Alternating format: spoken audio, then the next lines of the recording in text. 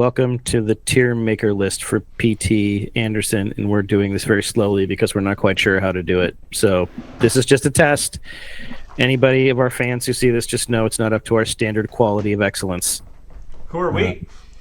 We are the fixers, and we are not going to fix Hollywood. We're just going to rate it this time so that PT Anderson can get very upset at our ratings and not talk to us in an airport when we walk past him. I met his wife. I know. I remember. I think about that all the time. Her trying to keep you away from him.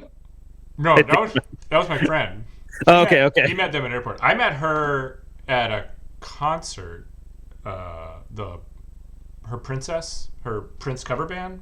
Yeah, I mean, I went to that, but you went to a different one? The first time we went, the Commodore's lady knew a guy in her touring band, and so he invited us backstage, and we got to hang out with the band, and then she came by and ate there's a donut place here called Voodoo Donuts, and they made a giant donut in the shape of her face, so we ate her face.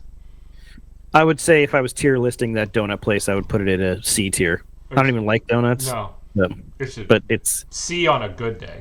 It's a totally fine donut that just has decorations on it. Yeah. It's crunch. It's any holiday crunch berries. It's go to Safeway, buy just the regular glazed donuts, and then put Lucky Charms on top. And I am not a donut guy at all. Charge yourself $13 for that donut. And then wait in line for an hour and a half with somebody who probably smells. Yeah. That's the general, general way to do it. All right. A brand new era. This is video. We're going to tier list. We're doxing ourselves. We still haven't seen, one of us still hasn't seen the new P.T. Anderson movie. Okay.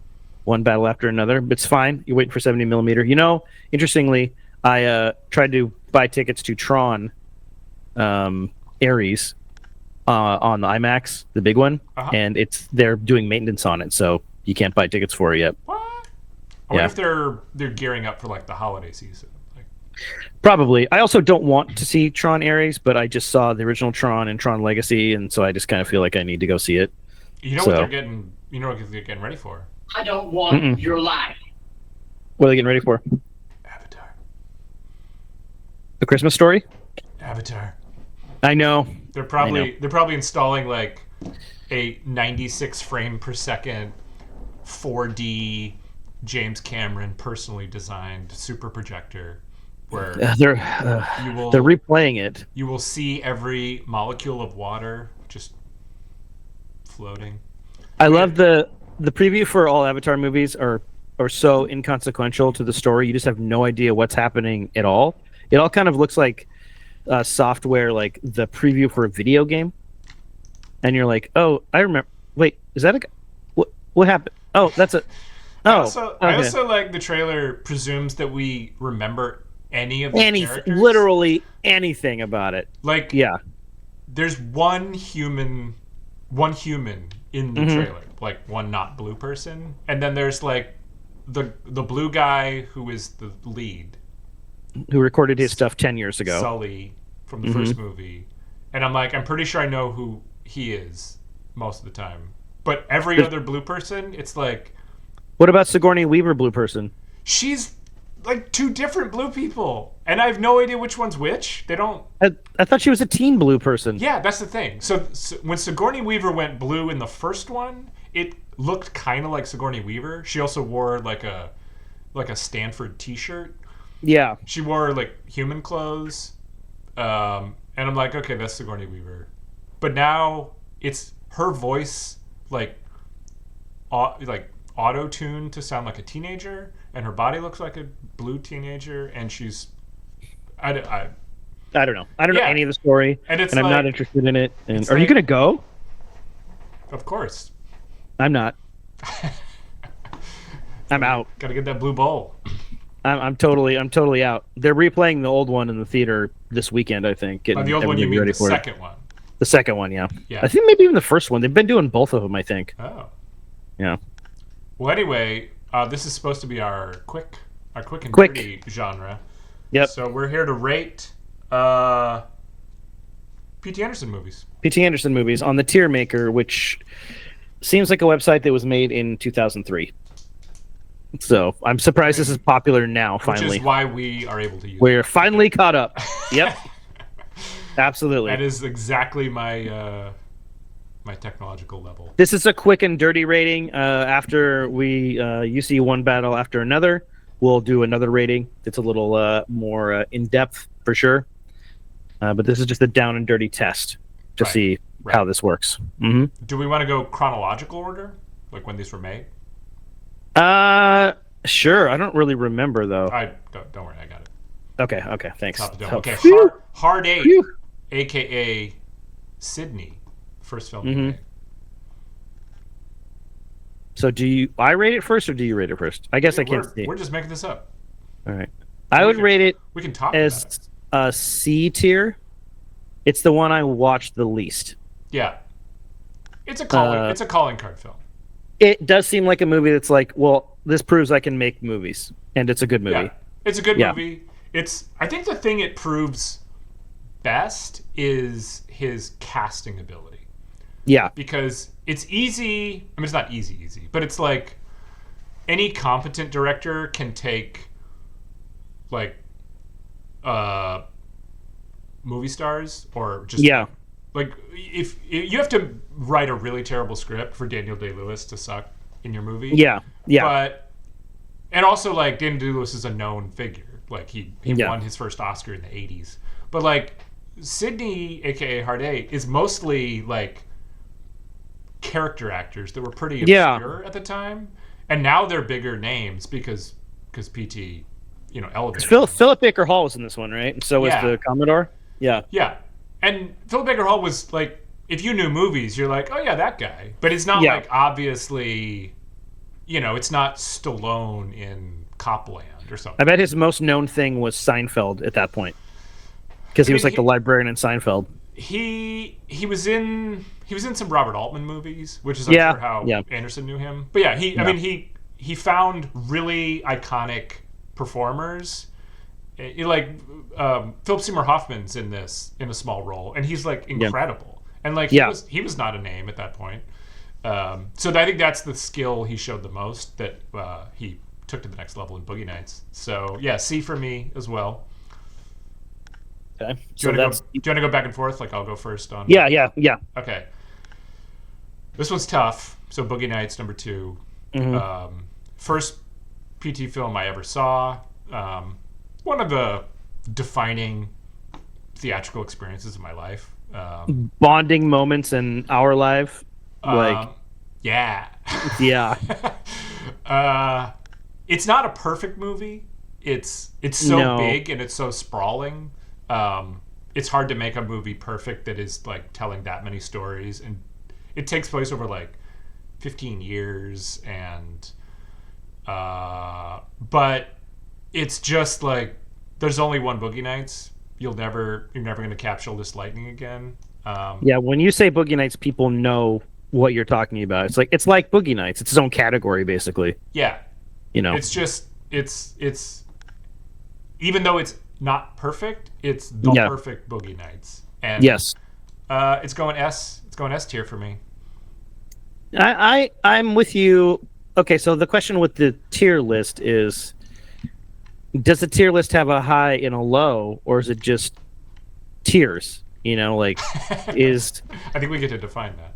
Is Boogie Nights the highest and everything else is in between? You can put multiple things in the same tier. Yeah, I guess it's how you do the list. So I would put it definitely in S tier. Okay. But I'm putting it in S tier. I think there is a movie above it. Well, then maybe you should put it in A tier. But I think that it would be a shame not to put it in to S tier. Okay. Like I feel like it deserves S tier, but even though there is a movie that's maybe S plus tier for me. I think S tier is A plus, but you can define how. A is like A, and S is a level above A. All right. Then I'm going to move it down to A tier then. Okay. I love it, and it might be the movie of his I watch the most. Yeah. On a different day, I could put it on A. Yes. Yeah. It's the most just like put it on and watch it. I guess. Yeah. Well, there's one other I would put in that category. Yeah, me too. Okay, so the next one. Magnolia. Okay, so Magnolia for me gets another C tier. I like it, but I think the score so fucks it up in the worst way possible that I wish that Tom Cruise would be in another movie with him just to right the ship and have like a good performance, like without the music. It's so bad, and I remember watching it being like, I want to like this so much, but then every time the score kicks in, you're just like, this is so awful. So you're not are you talking about the original score, the John Bryan score, or the like mostly 70s soundtrack? No, the like Amy or whoever was her Amy and Man and yeah, Chris Penn, not Chris Penn, but her husband, their songs together. I was just like, this is so fucking bad. Like it takes away from the entire movie. It almost makes me forget what happens in the movie. Also, this is a movie of the Anakin shooting off for Star Wars reference. Anakin shooting off like torpedoes inside of something on accident by just hitting a button. You know, like the thing that takes away from Boogie Nights for me that makes it almost an A tier is the donut shop scene. You know, like there's just a lot of money in this donut shop, and these three things happen, and everybody gets lucky. Magnolia entirely has that feel to me of just everything just happens at the right time. So, but I follow what you're saying. In the donut shop scene, there is the like improbable series of events, but what it leads to is a choice for our character. Yeah, I like that part. Don Yeah, Cheadle Magnolia has to decide, take the money or don't take the money, and it's a good version of that. Whereas Magnolia has nothing but bad versions of it. Well, because everything feels arbitrary. Yeah, it's totally pointless. Yeah. Have you ever heard the cast commentary on the Boogie Nights DVD? I watched it a long time ago. It's great because it alternates all the cast. You know, Marky Mark. But then Don Cheadle is talking in that scene, and he said, you know, this is like 25 years ago. He said every time he watches that movie with white people, and the donut shop scene comes on, he said his white friends are always like, take the money. And when he watches it with black people, they're like, don't touch that fucking money. Get out of there. That's so funny. They're gonna think you did it. Yeah. Two completely different worldviews. That's great. I love that. But it works out for him. I'm Magnolia is like the opposite of Boogie Nights, in that Boogie Nights, the sum of its parts is so great that I'll forgive the flaws. And Magnolia has a lot of great stuff in it, but the sum is just like, what does it lead to? Nothing or nothing? Yeah. It's a lot of showing off in a way that's like, you don't need to show off anymore. You made Boogie Nights. Just make good movies now. It kind of makes sense it is after Boogie Nights, because it is like him trying to prove himself more or something, like trying to cement his legacy in a weird way. Yeah, I mean, I think in reality, this is peak. He was in a very insane relationship with Fiona Apple, and they were doing insane amounts of cocaine. And I've heard that. I heard that story. I mean, the behind on the Magnolia DVD, the like making of, he's just out of his fucking mind. Yeah. Anyway, I'm not judging people's lives. This is going D tier for me. I just don't. D tier. Wow. I never want to. I mean, these are all on the PT scale, so this is like. There's a lot of movies worse than Magnolia. You know what? I think you're right. I'm moving it down to D tier too. Okay. If I never saw it again, I'd be fine. Yeah. Yeah. I'm never like. I never want to see it again. I want to see this. Yeah. Yep. That's why I said scenes. Like, show me some Cruise clips. You know. Yeah. Cruise gets his Lifetime Achievement Award. That can show a little Frank T.J. Mackey, but don't love it. Okay. Punch Drunk Love. I love this movie. Wow. I don't know that we've ever talked about this movie. I am a massive, massive fan of this movie. This movie is going A tier for me. Wow. I think Adam Sandler is so good in this movie. I think that he's such a good actor, and this movie kind of cemented it for me when his like crazy sisters are all freaking out and he just can't handle it and just like yells back at them and like tries to break stuff but can't really. He's like even ineffective at breaking things. Him and Seymour Hoffman together are so just perfect. Seymour, the mattress king is. It is a almost weirdly for PT to a straight line movie. Yeah, Like it's a it's very just small A to cast, B. a very simple Yeah, story. yeah, and I think especially after Magnolia, which was just bloated and overwrought and didn't really have a direction. This is just like A to B to C, and everything that happens in it, I'm like, this is all earned. This all makes sense. Adam Sandler is so fucking good in that movie. I love that movie so much, and I watch it maybe like once a year. It's not really funny, but it's funny. Like it's so Yeah. it's there's funniness in frustration sometimes. I mean, I hate feeling frustrated. It's maybe the thing I hate feeling the most. But for Adam Sandler showing off his frustration, and it's not like, Happy Gilmore frustration where it's like, I'm going to get mad and like hit the nose of a crocodile. It's like emotional frustration that he shows off, and it's so good. The fact he got like overlooked for an Oscar in that movie, it really doesn't make any sense. It's hard to get Oscar nominations for comedic roles, and I think this movie's not just like obviously a straightforward Adam Sandler comedy, but it was marketed as a comedy. Yes, Nobody knew how to market this movie because this movie is like also one of one. There's no like other comparison. No. Yeah, I'm a big fan of this movie.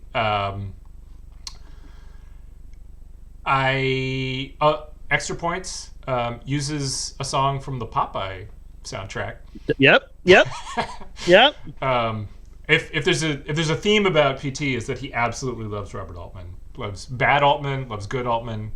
Also explains to me, I think the unexplored world of mattress store ownership is a sitcom waiting to happen. And I'm like, oh, this makes total sense that this guy would be working in a mattress shop, because it just seems like you do nothing all day. I'm fucking up the screen. God damn it. This is tech Charming, guy. right? Charming? Okay. Yeah. Anybody wants to produce the Fixers, email us at fixersphantomzone@gmail.com. And we will pay you in plugs. We will pay you in Ethereum if you want, I guess. No, that's expensive. That's Sorry. Money. Yeah. We'll Cash discuss. Patel's coin. We'll negotiate. I'm gonna go. Fuck. It's hard because it's really good. It's really but it was good. It's marketed bad. Well, the marketing. I just don't want to. I don't want to put everything in the A tier. So it's fine. It's your tier, man. This is just a test. Remember, you can always reshuffle this in the next one. I am going B. Okay. But fair. On a different day, I could go A. Could totally A. Yeah. I mean, it's so good. It's so underrated. Yeah. I also think really this is the summation of his Fiona Apple relationship, like the relationship that. Oh, for sure. That, what's her name? Emily, one of the Emilys, Emily Mortimer. Yeah. So many Emilys. That she and Sandler have, I feel like is PT's like closing, like getting closure on the Fiona. Yeah, era. I feel like there's a very pointed frustration that maybe sometimes males feel in relationships that this movie perhaps summarizes in a very excellent way. It dramatizes. Yes, it dramatizes.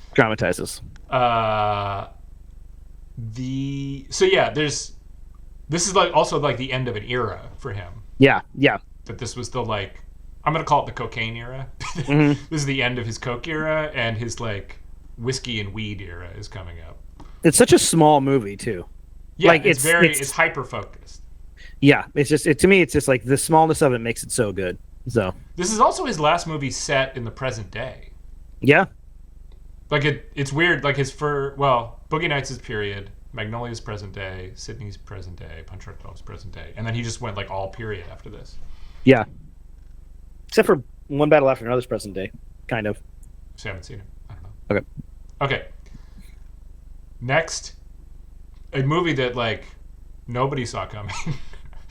And like in retrospect, it's like, well, of course he made There Will Be Blood, but like if you had seen his career up to this point, which we did, like Boogie Nights, Magnolia, Punch Drunk Love, you did not see early 20th century oil drama. No, not a chance. No. Yeah. So There Will Be Blood.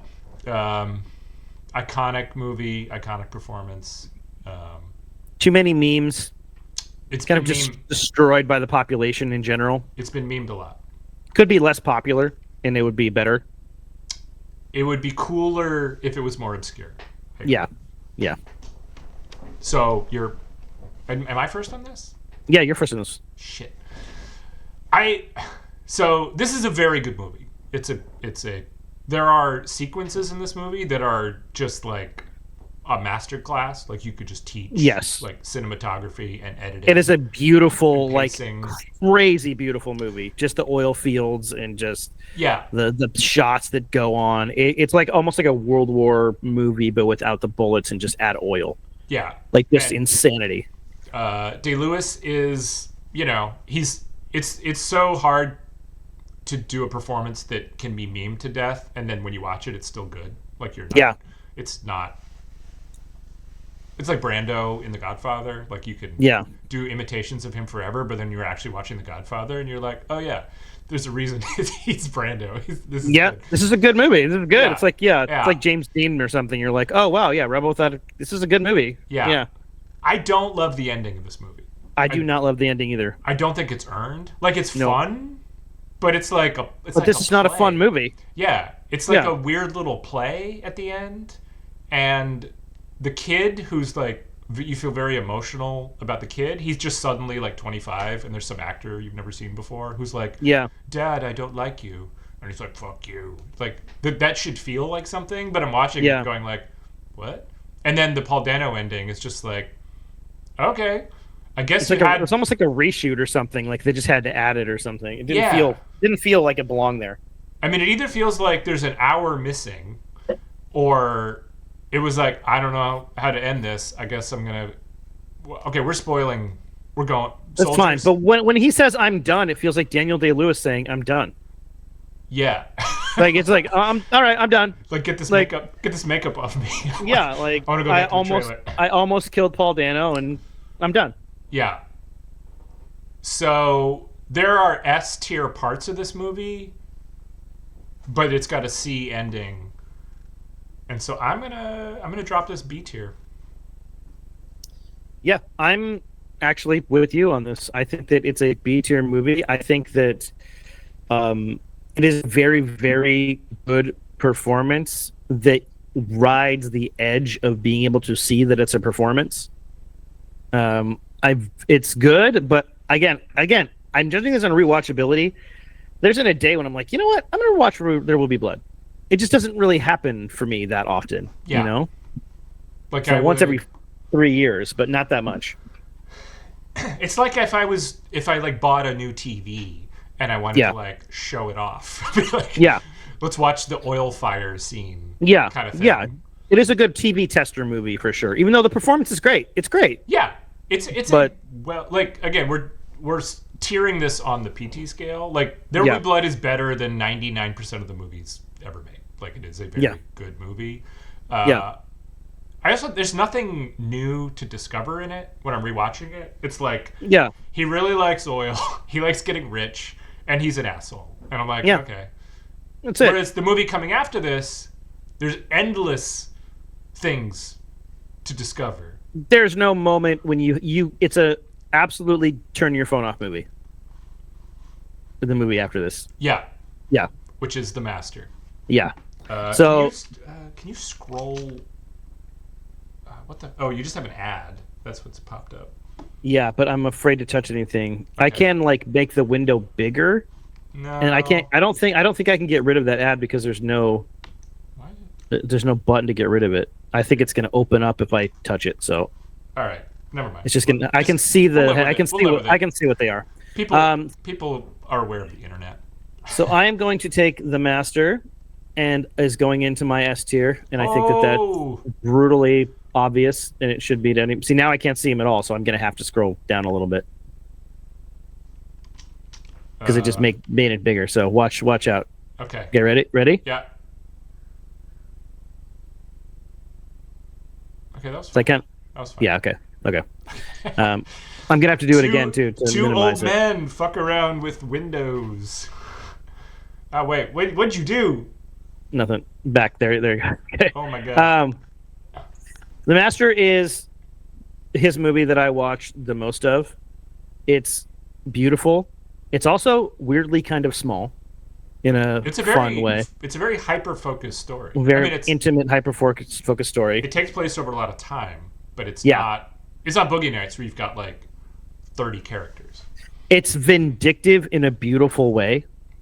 And I think that that's really hard to do, to show something that you truly did love and how much distasteful it is to you now, but how you still have like a certain level of respect for certain parts of it. Joaquin Phoenix's performance is incredible. Philip Seymour Hoffman is like unstoppable.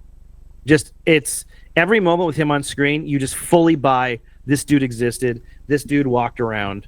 This is the movie that, like, if I could have a Star Trek origin movie, I would want it to be like this. You know, like, I believe this guy is real. You know, because there just are some guys, like, if you explained L. Ron Hubbard to somebody, they'd be like, "What? Sure, yeah, that's a real guy." Yeah. But like, I think that to me, he gives humanity maybe where there isn't that much, and it has so many scenes. It's maybe one of our closest bonding movies. It's probably, you know, one of us sitting talking to the other one in a hospital bed singing Slow Boat to China to each other. It's just like it's everything. It's everything. And it has maybe one of the hottest moments in any PT movie, which is saying something. You're talking about the kitchen sink scene, right? At the walking back and forth where he just can't stop. Like, I just assume he's got a raging boner the entire time. It's Amy Adams is great, and I don't like her at all, really, in like anything. It's good in the Muppet. It's good in the Muppet movie. She's fine. She's totally fine. She's a C tier for me. Put her in something. Replace her with Ron Howard's daughter. Who cares? But in this movie, she belongs. She belongs. It's incredible. Yeah. Best PT movie, and so good. If somebody said, "What's P.T. Anderson's best movie?" I wouldn't say it, because I don't think a lot of people can handle it. I think you say Boogie Nights because it's fun. Yeah. And you don't say like, "Oh, well, have you seen The Master?" And then like somebody's like, "I watched The Master," and you're like, "Wasn't it the best movie you've ever seen?" And they're like, "I don't really get it." And you're like, "Oh, okay. Well, that makes me sad inside that you don't understand how amazing this movie is." I mean, maybe that just means they're healthier, that they don't understand. Oh, for sure. I mean, yeah, they're not as broken as us. Maybe they're for in a better yeah. place. Yeah. Oh, absolutely. Yeah, they don't need as much therapy as we do, but like, still, they don't get it. I like fun movies about fun things. I don't need to see this. It's. I mean, so like, There Will Be Blood is very well crafted, but you can describe it as just like a period fable about greed. Yeah. And greed, you know, making you hurt the human relationships in your life. Whereas The Master, like it's so hard to even describe what it is about, because it goes to such uncharted territory, and nails it. It isn't just like an experimental film that's like, we're trying all this wacky stuff to see what happens. Like it feels like a very clear vision of, like, I don't know who in PT's life he met that, like, because this isn't about L. Ron Hubbard. He doesn't know L. Ron Hubbard. He doesn't have no. Like, I get that that's the framework, and like, it's kind of, it's a very cool era, the post. It's not the 50s yet. It's like the late 40s of post World War II, and sort of what was this all for? And we went through this trauma, and like, here are alternative explanations for things. But it's this relationship between these two men, which is so. It's not a love affair. It's not a father-son relationship. It's not a best friend relationship. It's just like its own thing. It's its own soulmate. These two people had to meet, kind of thing. Yeah. One's energy feeds off the other's energy. Right. And and vice versa. There's no like one is in charge more than the other. Right. If one looks like they're more in charge, question it, and you might be wrong. Yeah. And so for me, it's the superior film to There Will Be Blood. Like I can't rewatch this every day because it's too much. It would shatter my life. But like, there's not a time where I'm like, I've seen it. I'm good. It's like no. Always something new in this movie. Yeah. Every time you see it. So we're going S. Yeah. What's next? Next is Inherent Vice. Yeah. To you. It goes to you. Oh, I go first. Mm-hmm. I really like Inherent Vice. Me too. I think it's I like it a lot. I think it's easily his most underrated movie. Yeah. And the I most think stonery movie too. Very stonery. very stonery. I think it frustrated people, which is weird because The Master doesn't have like a clockwork plot. But I think because it is a detective story, people were like, well, it needs to be like Chinatown, where it all comes together and it all makes sense and there's like a profound resolution. And it isn't. I mean, it's not incoherent. Like, you can follow a plot, but it is it's wacky. It's sometimes too silly. Like Benicio del Toro, who is wearing a captain's hat, which I give a salute. Sometimes it's a little too like almost treading into like SNL territory at times. Yeah. Why this gets a break doesn't get a break and Lebowski does, I'll kind of never understand. This is like 10 times better than Lebowski. I don't. Lebowski's fine. Like, every time I see it, I'm like, maybe I just don't see the humor in it because I'm not a Coen Brothers guy, like, per se. But when I watch this, I'm like, this is a really good movie. What's the difference between this and Big Lebowski? Why isn't there like Inherent Vice, like conferences? Like, because it's so weird. I don't want to go too deep on Lebowski because I don't either. We could burn an hour talking about it, but this is both kind of stonery and funny, but also there's human stakes. Like, there's human things going on. Like, I want good things to happen to people, and the cast is just stacked, like so stacked.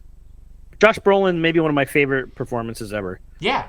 Just him screaming "Pankeiku" over and over again. Very, very much enjoy it. Yeah, everybody's good in this, and it feels like as much as Once Upon a Time in Hollywood looked like the late, I felt like that was photorealism of the late 60s. Yeah. In LA, I feel like this. Okay, I wasn't alive then, so this take it with a matter. This just feels more laid back. I feel like this is what living through the late 60s felt like. Yeah, yeah.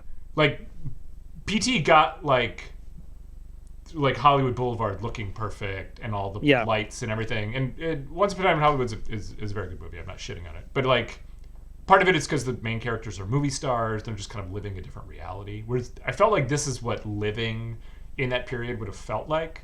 Kind of like when you make a movie about today and you're just like, you just every day there was some crazy shit. You're just like, it was just happening. You couldn't react to all of it. So you're just like, all right, I'm just gonna walk through this fog.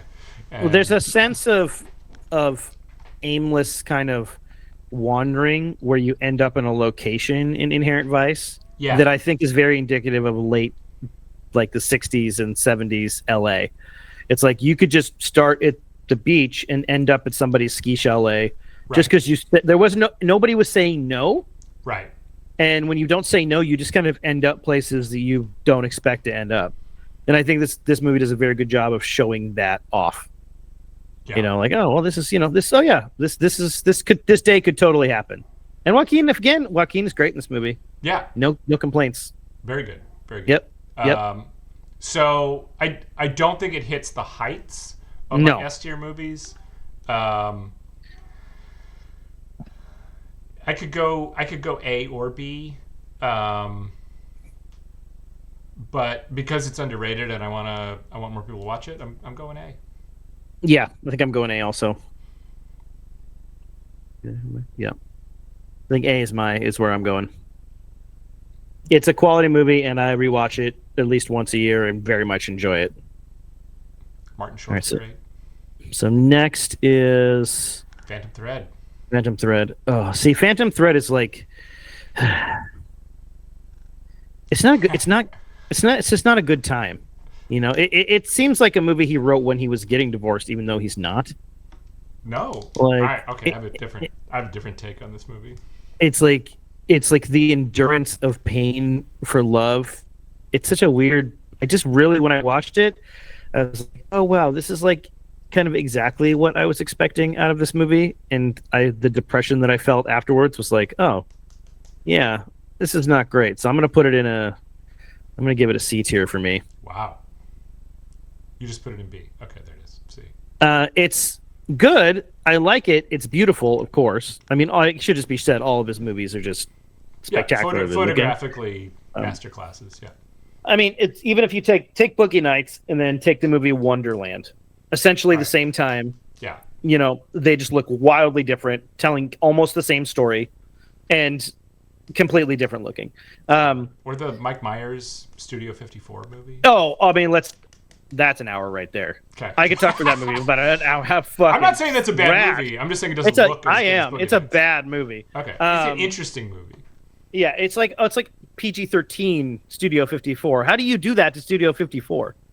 Like, what? Why do you do that to Studio 54? Anyway, are you talking Phantom about Last Thread. Days of Disco, or are you talking about the Mike Myers? The Mike Myers one with Ryan Phillippe and Selma Hayek. Yeah, it's barely rated R, like barely. And if you're gonna make a studio, Last Days of Disco, which is set in Studio 54, I think is PG-13 too. Yeah, if you're gonna make a movie about Studio 54, it shouldn't be legally allowed to be anything more than a hard R. Phantom Thread is fine. I mean, that's how I feel about it. It's fine. I don't ever. You know what? Wow. Mm-hmm. Shots fired at Phantom. Boring and long and aimless. And I just remember watching it being like, where's my fucking phone? Like, I don't need this in my life. Damn. Yeah. Okay. He took me too high. You know, like after Inherent Vice, I was prepped. You can't prep me more than after Inherent Vice. Well, it's not. And then I mean, each movie you show me this. They're not connected. They're different. No, but they like they kind of, you know, you prep for the next movie. You know, you want to see the person's next movie because of the last one. And I was like so prepared to enjoy this, and I was like, all right, it's fine. Good performances. Everybody was great in it. I don't have a problem with the acting or anything, but it just felt like a upgraded like PBS special. Felt like Downton Abbey. Hot take. Thread. Yeah. Where do you put it?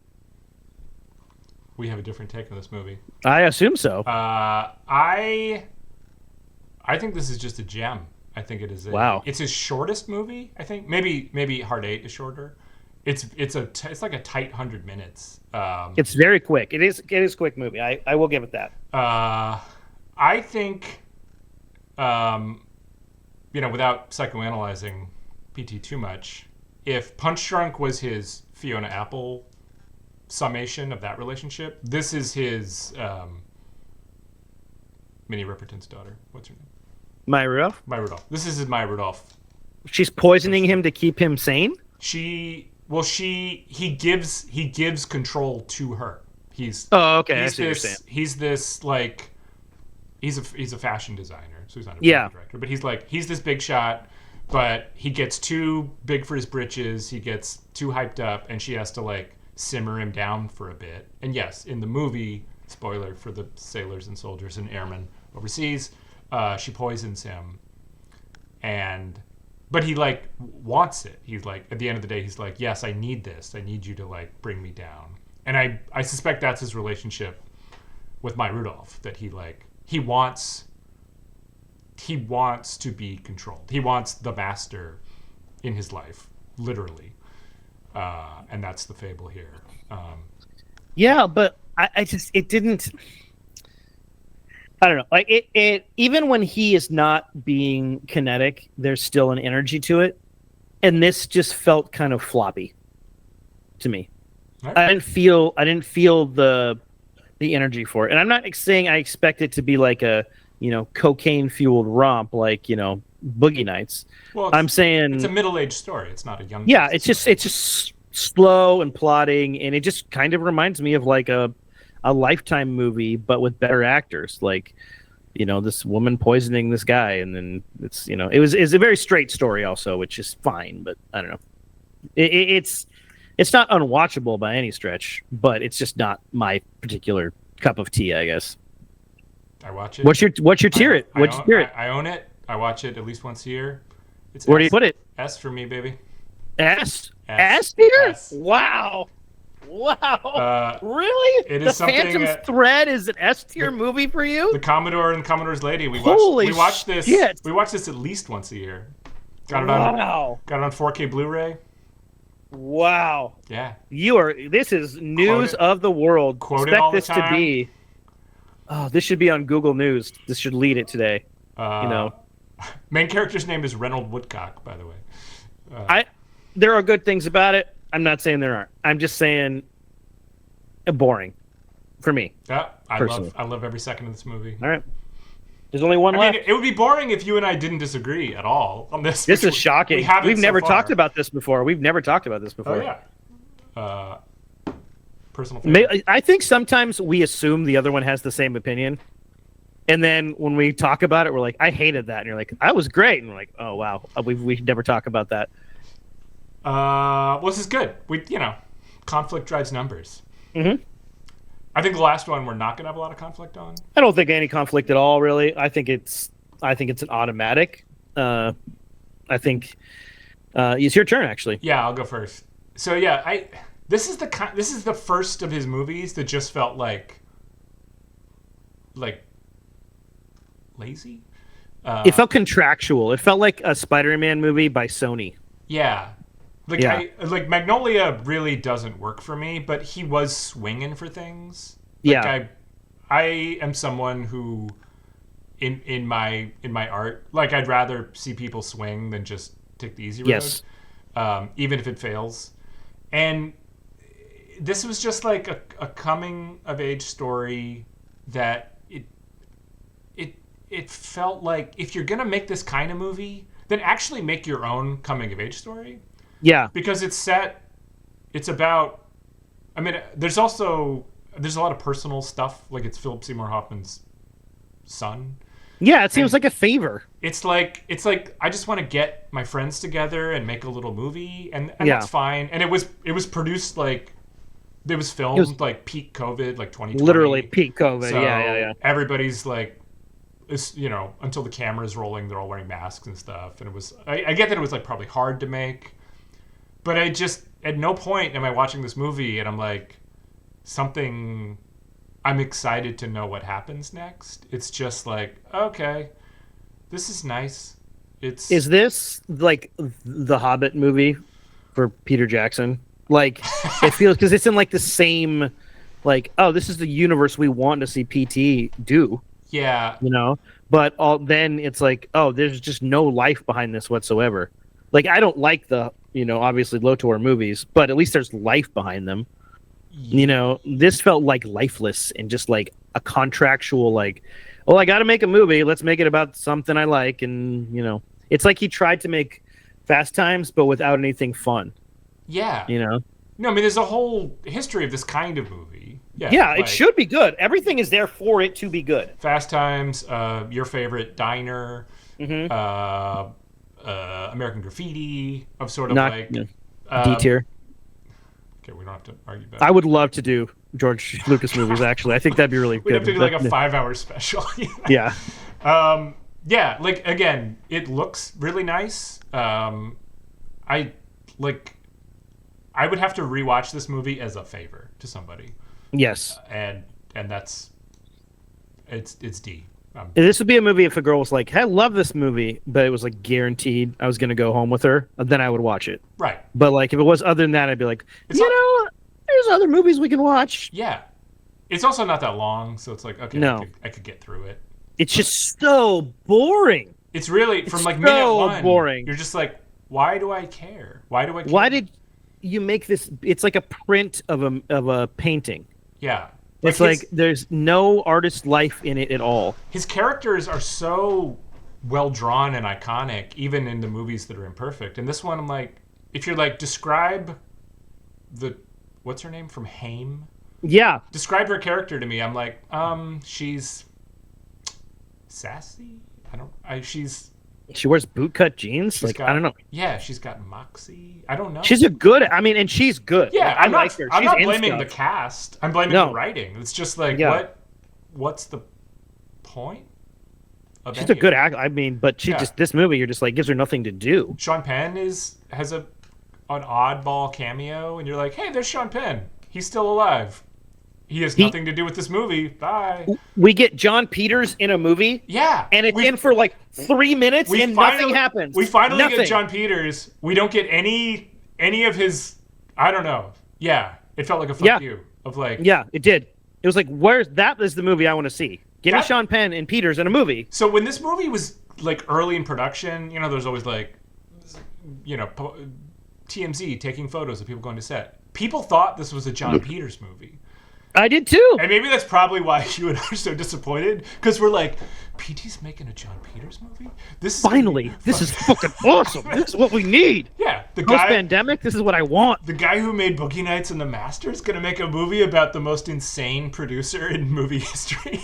I was only a producer because he was doing Streisand's hair. Yeah. But not be enough. Yeah. For people who don't know who John Peters is, we don't have time to talk about it, but just Google him. Kevin Smith has a great story about John Peters. Somehow ends up owning Batman and Superman. Like it just just a movie that needs to be made, and Bradley Cooper does it for 1 minute, and it's about cars. It's about like filling up gas. They're out of gas. Yeah. Yeah. Like why waste these talents in these movies? Right. Yeah. He got Bradley Cooper. He got the biggest star. At that point, the male star. Huge. Yeah. To do this like inexplicable cameo of a real person, and you're like, can I follow him and see that movie? Dig that guy. I don't need to see these people not doing anything and just walking around to arcades. Yeah. How do you make arcades be boring? I don't know. But my theory is that it was just like somehow it was so personal he couldn't make a movie out of it. Yeah, that makes sense. It goes into the D tier for me also. It's just it's I'd like to even like keep it off the list. That's how much I just disliked it. So yeah. So for you, he has 2 D tiers in a row, leading up. Yeah, to that's why I like Battle so much. Battle's back. Right. They don't want to spoil it for you, but can I also? We said we were going to do these in like 15 minutes. 48 minutes. Obviously, we're fans of PT. Yeah, he's great. I am baffled at his last 20 years of titles. These are bad titles. I'm just going to say it. Interesting. Licorice Pizza is a bad title to a movie. It's okay. It makes me not. It's like what the. That sounds gross. It doesn't. Yeah. And One Battle After Another may be a great movie. It's a bad title. I can never remember it. I can't remember it either. I've tried to tell people I saw it, and I'm like, that Battle movie? Yeah. And they're like, Battle for Los Angeles? I'm like, no, Battle for... No. I just say like, something. The Leo movie. Leo movie, yeah. But like One Battle After Another, it doesn't roll off the tongue. I'm sure there's fighting in it, but it's... Phantom Thread, also a bad title. It's like, who's the Phantom? It's There's only one Phantom movie in my book. So the one Phantom, real Phantom. Magnolia is a bad movie, bad title. Yeah. So, I mean, Boogie Nights, great title. Yep. Fantastic The Master. Title. Punch, great. Master, great. Punch Drunk Love, great. Really makes me feel this. There Will Be Blood, fine. Like, it's memorable. It feels like too self-aware. Inherent Vice was a novel, so I'm not giving PT credit or blame for that. But he's in a streak of just, like, titles. And titles matter in terms of marketing. To get people into the theater. Like, we weren't doing the box office game. You call your movie Licorice Pizza, it's not going to be a hit. No. Like, who's going to... Like, Once Upon a Time in Hollywood is a title... You're like, Brad Pitt, Leonardo DiCaprio, Once Upon a Time in Hollywood, you're making $100 million easy. But just, like... See, this is why your Phantom Thread falls apart. Where's Maya when this shit's happening? Well, saying this is a bad fucking title, Paul. Like, come up with something better. My thesis is not that she is the power behind the throne and she's doing the creative work. I'm saying in their personal life. But I bet she's the last port before stuff goes out. But I bet she can be like, I don't think that's a good idea, and then he does it. Like, I named it Licorice Pizza. She's like, that's fucking stupid. In Phantom Thread, she's not telling him how to sew the dresses. She's just like, you need to simmer down a little bit, big boy. Simmer down with licorice pizza. We know it's an actual place. Great. Who cares? Sure. Yeah. If you didn't grow up in the San Fernando Valley in the late 70s, you've never heard of this record store.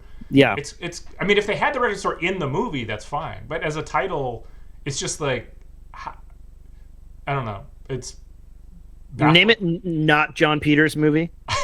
Right. Like, I don't know. Like anything else. The 70s. I don't know. But it was so. You're totally right. He's not great at titles. But no. That being said, we do love you, Paul. So we are available for. We're available. Also, shout out to this incredibly prolific filmmaker who's really not had a hit ever. Like, nope. Movies aren't really that cheap to make either. No, One Battle After Another cost like $150 million, and it's not going to make it back. It's going to make a lot of money relative to like ordinary human endeavors, but it's not. Gonna. And he keeps doing it. Shout out to getting Leo out doing press. Yeah. It is so sad to watch that guy do press because he hates it so much.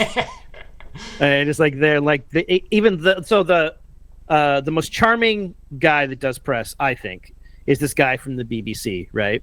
Okay. And I forget what his name is. And he's like the best interviewer because he does the just really fun questions that like people kind of light up at. He's the one guy that showed Tom Cruise like the Tom Cruise memes of him hanging off things. Mm-hmm. And like Tom Cruise like loses his mind because he's laughing so hard about like seeing Tom Cruise hang off of Nicolas Cage's face. Mm-hmm. And you just realize how close Tom Cruise's world is because he's like, I'm going to show you these memes. And he's like, I've never seen these memes. And you're like, you've never seen anything. Like nobody ever shows you anything about yourself because they're so afraid to show you. Yeah. So this BBC guy is like asking Leo questions that are like, really like, you like movies and a lot of movies. You like a lot of movies. And he's like, this reminds me of a lot of Lebowski. And Leo's just like back like, and you're like, Leo, like, come on, man. Like, you're trying to sell this movie a little bit, like, make people excited about it. It's like, yeah, there's a lot of Lebowski in this. Like, shit, like, come through, like, a little bit, That's just a dude that has to show no charm at all unless he's on screen and still gets to bang people that are 21.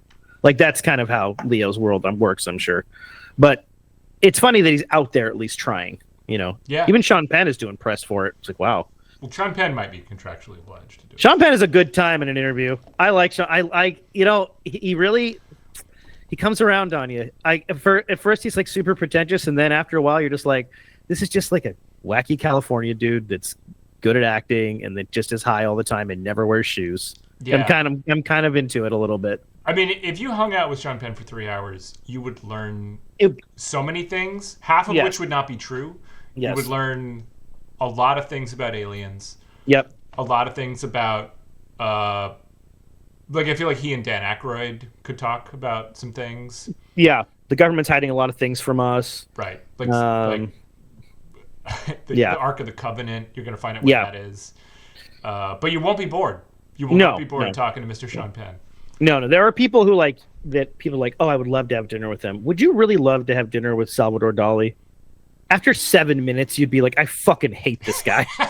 Like, this is so horrible. Or like Andy Warhol. Or like my thought is always like the Algonquin Round Table. How fucking horrible must have that actually been?